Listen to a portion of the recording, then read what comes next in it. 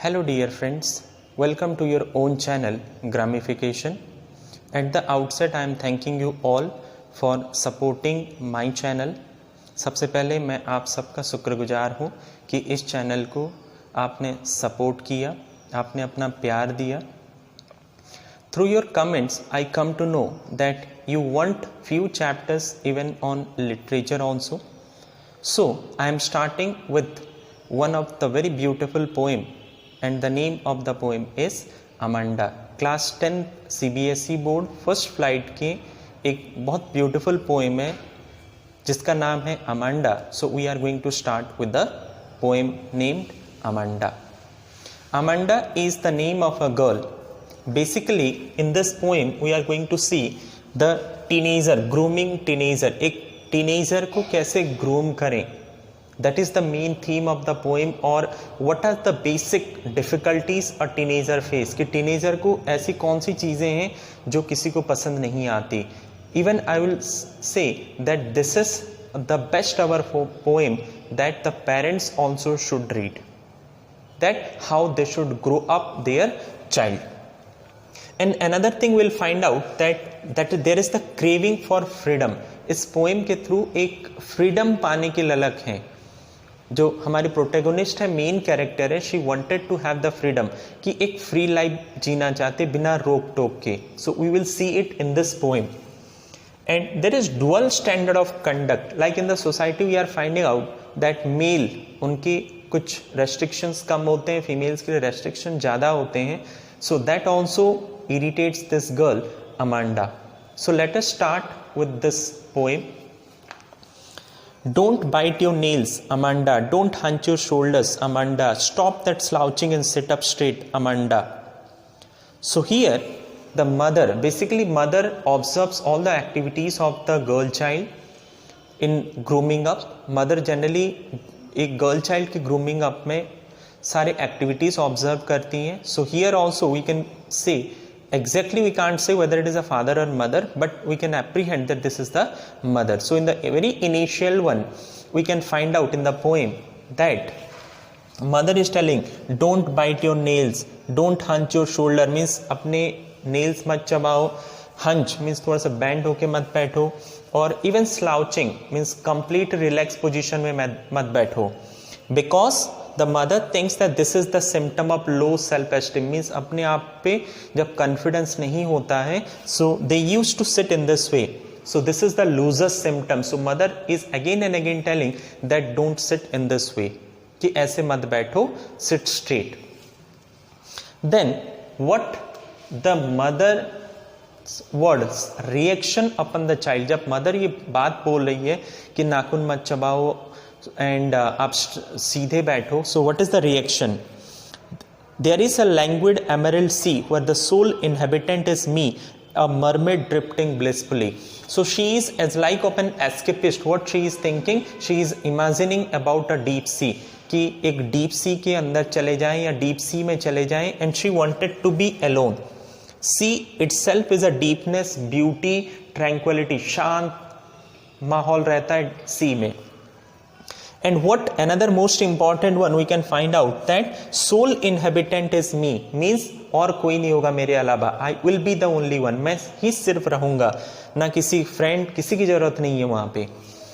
Compare herself as mermaid and what she is thinking, जैसे deep sea में एक mermaid होता है, एक फीमेल स्ट्रक्चर के, एक गर्ल होती है जिसके टेल होते हैं as like of a fish जैसे टेल वाली एक फिश होती है. So human body and tail is of a fish, so that is called as a mermaid. So as a mermaid जैसे deep sea में float करती रहती है पूरी शांत तरीके से, in the same way she also wanted to reside in the deep sea as like of a mermaid, and in a blissful way, very calm and quietly, बिना किसी के डिस्टर्बेंस के, she wanted to enjoy the tranquil and beauty of the sea. आराम से, शांति से, बिना किसी के रोक टोक के, as a C, deep sea में शांति से एंजॉय करना चाहती है.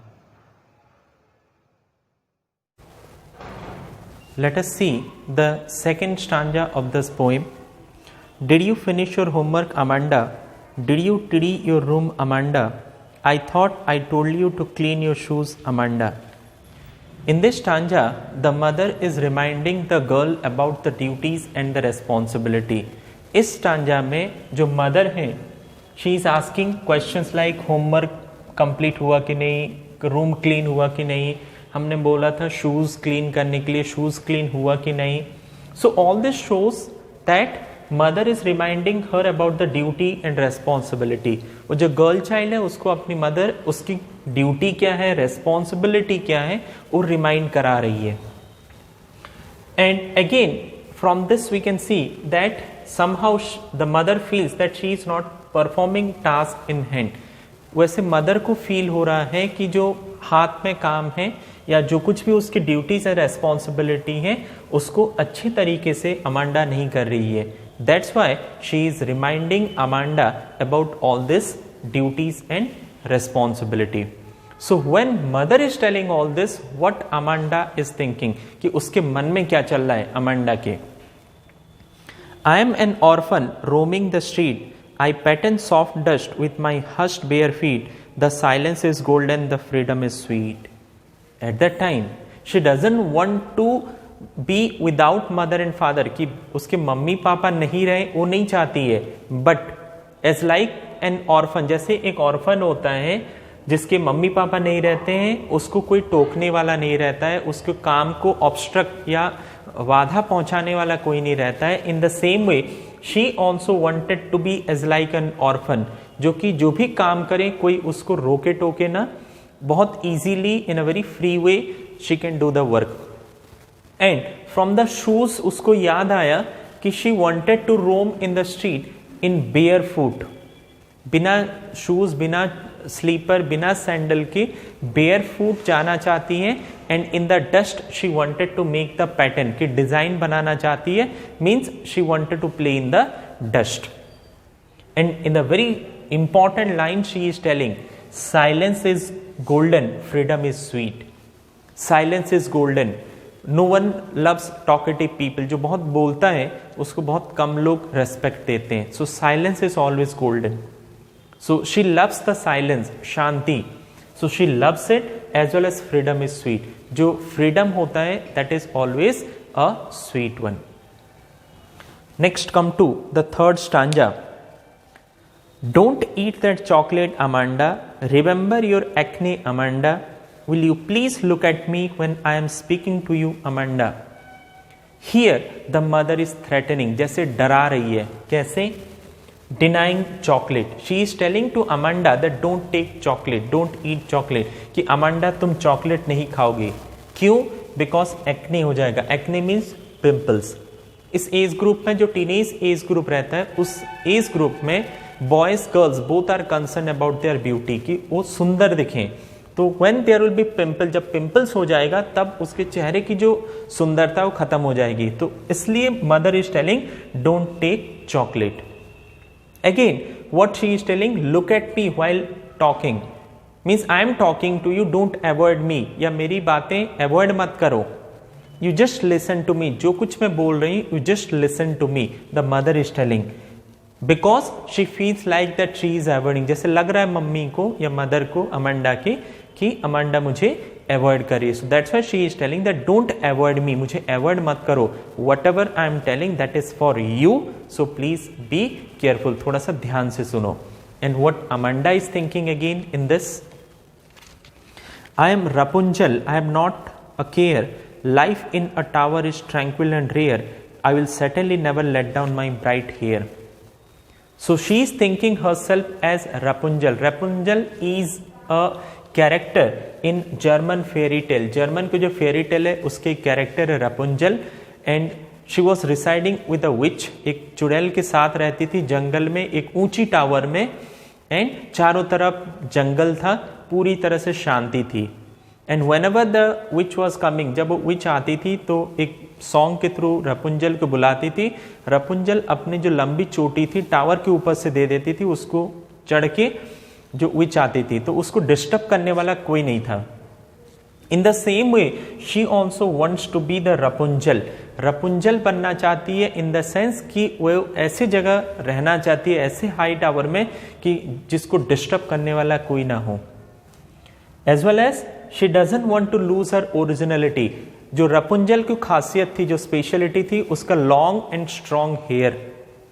सो उस originality as a girl she doesn't want to lose her originality. As we all know that all are not capable enough of doing one thing. Suppose कोई गाने में बहुत अच्छा है तो सिंगिंग में अच्छा है तो डांस में अच्छा नहीं है, डांस में अच्छा है तो पढ़ाई में अच्छा नहीं है। ऐसा नहीं है कि शी इज और he is good for nothing. अगर एक में क्वालिटी नहीं है तो उसके दूसरे टैलेंट गॉड उसको गिफ्ट करते हैं। Like a blind man is very capable enough to feel and touch, उसको टच के सेंस बहुत होता है। So here she is escaping to the Rapunzel's world, अपने आप को रपुंजल समझ रही है, जहां पे वो अकेले शांत एक टावर में बैठी है और उसको डिस्टर्ब करने वाला कोई नहीं है।